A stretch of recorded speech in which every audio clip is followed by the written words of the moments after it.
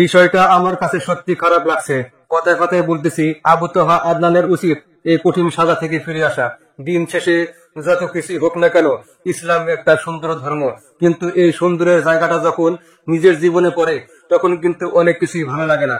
দেখেন, ইসলামের যত আইন কানুন আছে, অন্যের বেলায় এগুলো প্রয়োগ করতে বা অন্য কারো জীবনে দেখলে মনে হয় ওয়াও, জীবনটা কত সুন্দর, কিন্তু যখন নিজের জীবনেও আসে তখন বোঝা যায় কেমন লাগে। আজকে বলতেছি আবু তাহা আদনানকে নিয়ে। আমার খুব পছন্দের একজন বক্তা উনি, কিন্তু সাম্প্রতিক সময়ে ওনার যেসব ইস্যু সামনে আসছে, বিশেষ করে 11 অক্টোবর পর থেকে, আমি তখনই বুঝেছিলাম এই সংসারটা মনে হয় আর টিকবে না।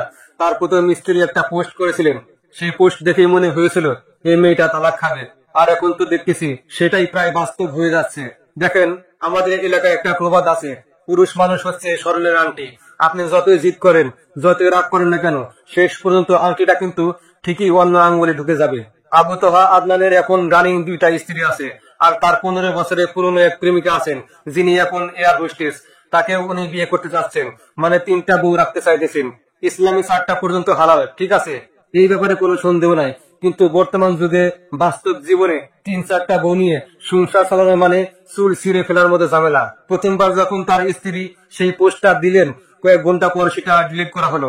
তারপর আবু তাহা আদনান বললেন তার স্ত্রীর মোবাইল হ্যাক হয়েছে, হারাই গেছে। কিছুদিন পর আবার সরি বললেন। তারপর আবার 11 অক্টোবরে পোস্টটা এলো, ঠিক আগের মতোই, মানে ভিতরে ভিতরে সমস্যাটা একটু শেষ হয়নি, বরং আগের চেয়ে বেড়েছে। এবার আবু তাহা আদনান নিজের ফেসবুকে লিখলেন, ভুল সত্তায় অন্ধ ভালোবাসার উপযুক্ত প্রতিদানই আমার প্রাপ্য ছিল, তবে আল্লাহর কসম আর না। মানে উনি সুন্দরভাবে লিখলেও আসলে ইঙ্গিতটা পরিষ্কার, তিনি এই সম্পর্কের ইতি টানছেন। আবু তাহা আদনানের দাবি তাকে মিথ্যা অপবাদ দেওয়া হয়েছে, আর বিষয়টা শরীয়ত সম্মত ও আইনি প্রক্রিয়া যাচ্ছে, মানে স্পষ্টতই বিবাহ বিচ্ছেদ বা তালাকের দিকে এই বিষয়টা যাচ্ছে। এখন একটা কথা বলি, বাংলাদেশে যারা আলেম আছেন তাদের একটা অন্ধ ফলোয়ার গোষ্ঠী আছে, মানে হুজুর যা বলবে, ওয়াজে যা শোনাবে সেটা বুক ঠুকে মেনে নিবে চিন্তা না করে। আরেকটা শ্রেণী আছে যারা মাদ্রাসায় পড়ে নাই কিন্তু আধুনিক শিক্ষিত, তারপরেও ইসলামিক কন্টেন্টে আগ্রহী।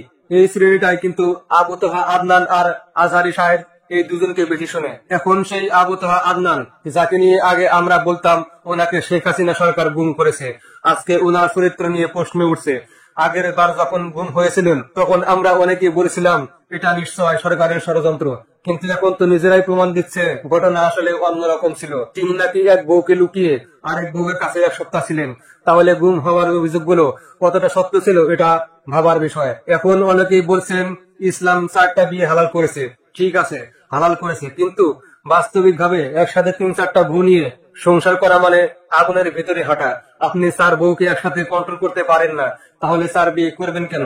আমার ব্যক্তিগত মত হলো, বাংলাদেশের প্রেক্ষাপটে একসাথে 2টা পর্যন্ত বউ রাখা যেতে পারে, কিন্তু 3টা বা 4টা হলে ঘর ভাঙবেই, কোনো শান্তি নাই।